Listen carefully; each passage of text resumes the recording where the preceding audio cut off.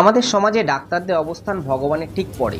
কারণ আমরা বিশ্বাস করি মনে প্রাণে যে ভগবান ছাড়া যদি কেউ আমাদের বাঁচাতে পারে অথবা সুস্থ করতে পারে, তিনি একজন ডাক্তার। সেই জন্য ডাক্তারি পরীক্ষাটা কিন্তু ভারতবর্ষের অন্যতম কঠিন পরীক্ষার মাধ্যমে নিয়োগ হয়, সেটা হচ্ছে নিট পরীক্ষা। গত কয়েক মাসে আমরা দেখেছি যে নিটে কেমন দুর্নীতি করার অভিযোগ উঠেছে। তো সেক্ষেত্রে আমি মনে করি নিট পরীক্ষাটা নিট অ্যান্ড ক্লিন হওয়া উচিত, কারণ ভবিষ্যতে স্বাস্থ্য ব্যবস্থা নির্ভর করছে বর্তমান প্রজন্মের ডাক্তারদের উপরে। সেই সঙ্গে যারা কোয়ালিফাই করে যাচ্ছে মেডিকেল কলেজে, সেখানেও তাদের সুরক্ষা সুনিশ্চিত করা উচিত। কারণ পশ্চিমবঙ্গে যে আরজি কর মেডিকেল কলেজের ঘটনা তোমরা জানো, সেটা খুবই দুর্ভাগ্যজনক এবং আমাদের সোসাইটির পক্ষে কলঙ্কজনক। কারণ একজন ডাক্তার, সে এমবিবিএস কমপ্লিট করেছে, তার নিট ইউজি এবং নিট পিজি কমপ্লিট হয়ে গেছে, সে 36 ঘন্টা ডিউটি করেছে, তার মানে 36 ঘন্টা মানুষের অক্লান্ত পরিশ্রম করে সেবা করেছে, তারপরে তার সুরক্ষা সুনিশ্চিত হয়নি। এটা কোনো সোসাইটিতে হওয়া উচিত নয় বলে আমি মনে করি। আমাদের সোসাইটিতে ডাক্তার সহ সমস্ত মহিলা এবং পুরুষ সমস্ত মানুষের সুরক্ষা সুনিশ্চিত করা প্রশাসনের একান্তই কর্তব্য এবং সেটার